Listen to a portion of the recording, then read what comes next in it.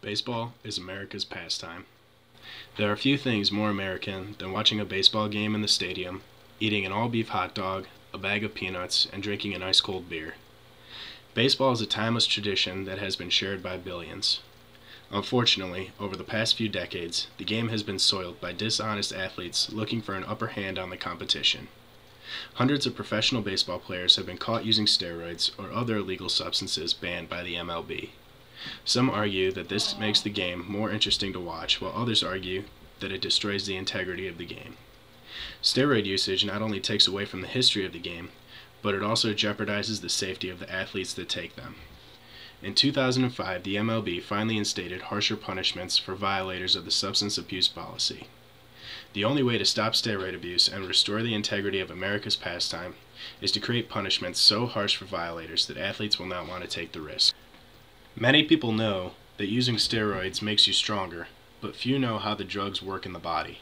According to Dr. Josh Dines and Dr. Rock Positano in their article, Steroid Talk Rages On, they explain how steroids work. Anabolic steroids work by increasing protein synthesis in muscle cells, stimulating the body to release endogenous growth hormone, and reversing the effects of the body's naturally occurring cortisol, which is a catabolic hormone. A net effect of these actions is increased muscle mass and strength. This unnatural increase in muscle size and strength comes at a risky price. Dr. Dines and Dr. Positano go on to explain the possible side effects of using steroids, including high blood pressure, increased cholesterol, acne, clotting disorders, liver damage, depression, and psychosis. Men have reported cases of impotence, development of breasts, and shrinking of their testicles. Steroid users are also more prone to sports-related injuries. Steroid use can alter the microscopic structure of tendons, increasing their risk of rupturing. Achilles tendon, quadriceps tendon, and distal biceps tendon tears have all been associated with steroid use. By ending steroid use, you only make yourself more prone to injury. When steroids are discontinued, the muscles lose some of their strength, increasing the stresses seen by the ligaments. Effects of steroid use can range from any of those previously stated to death in certain cases. Despite all the health risks, it doesn't deter professional athletes from experimenting to get the upper hand. The MLB has received a lot of pressure to administer drug tests to athletes for years. Finally, in 2002, they reached an agreement, as the article, Sports and Drugs, Are Stronger Anti-Doping Policies Needed, reports. The MLB Players Association Union agreed in 2002 to a year of anonymous random drug tests. If more than 5% of the samples tested positive, the agreement called for once-a-year testing of players by name. In fact, between 5 and 7% of the 2003 samples tested positive, so the league began testing all players by name. This test proved that steroid abuse in baseball was worse than most people wanted to acknowledge or accept. Now a problem exists. The next step is to instate consequences for steroid use. One anti-doping official from the United States Anti-Doping Agency, or the US ADA, explains, "What we're after is deterrence, not necessarily catching people and sanctioning them, but deterring them from using drugs in the first place. The easiest way to deter athletes from using drugs is to instate harsh punishments. The first sets of consequences put in place by the MLB were nothing close to severe. The first time a player got caught under these guidelines, the punishment was a mandatory drug treatment program. The second offense resulted in a 15-day suspension or up to a $10,000 fine. The reprimand for a third violation was a 25-day suspension or up to a $25,000 fine. If a single player violated the league's substance abuse policy 4 times, they received a 50-day suspension or up to a $50,000 fine. Finally, the worst punishment is for a 5th infringement, a 1-year suspension or up to a $100,000 fine. These reprimands were not nearly harsh enough to deter any major league player from taking steroids. To put things into perspective, Manny Ramirez makes over $150,000 per game. Being fined less than 1 game's pay after being caught 5 times is not enough to discourage the use of steroids. In June 2009, a report was released with a list of names of athletes who tested positive in 2003 for steroids. Sammy Sosa, Barry Bonds, Roger Clemens, Alex Rodriguez, Manny Ramirez, and Mark McGwire are a few of the names who tested positive over the past decade. In 2001, Barry Bonds broke Mark McGwire's home run record by hitting 73 homers in a single season.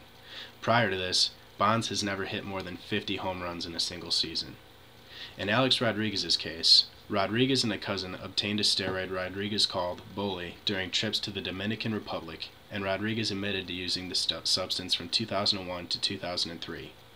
Jorge Ortiz goes on to explain, Rodriguez has close ties to the Dominican trainer Angel Presenio, who has been banned from major league clubhouses for a link to steroids detailed into the Mitchell report. I think that out of everyone who is caught using steroids, A-Rod handled it the best. He admitted to it and he apologized. He blamed it on being young, stupid, and naive. It was just released in June of 2009 that Manny Ramirez tested positive in 2003. USA Today and others report, in Ramirez's case, the drug in question is human chorionic gonadotropin, HCG, a woman's fertility drug. It can be taken by men after using steroids to jumpstart the body's natural testosterone production. Manny was the first well-known player to receive the 50-game ban. In 2005, the MLB provided harsher punishments for violating the substance abuse policy. For the first offense, a player is suspended for 50 games without pay. For the second offense, a player is suspended for 100 games without pay. A final third offense results in a lifetime ban for that player. The USA Today comments on Manny Ramirez's 50-game ban. Perhaps baseball finally means business about going after the drugs that have tarred the sport in its record book. And if baseball can suspend the Dodgers' outfielder at a time when his team was on a record-breaking home winning streak, perhaps the sport is finally putting health above profits. There are a large amount of people who feel that steroid use is not a big deal. Tom Weir cites in his article, Killebrew irked by fans' attitude of steroids, a poll that was taken on usatoday.com. 52% of respondents said they didn't think the Boston Red Sox's 2004 and 2007 World Series titles were tainted because David Ortiz and Manny Ramirez were reported to have tested positive for performance-enhancing drugs in 2003. A large number of fans have become desensitized to steroids playing a role in America's pastime.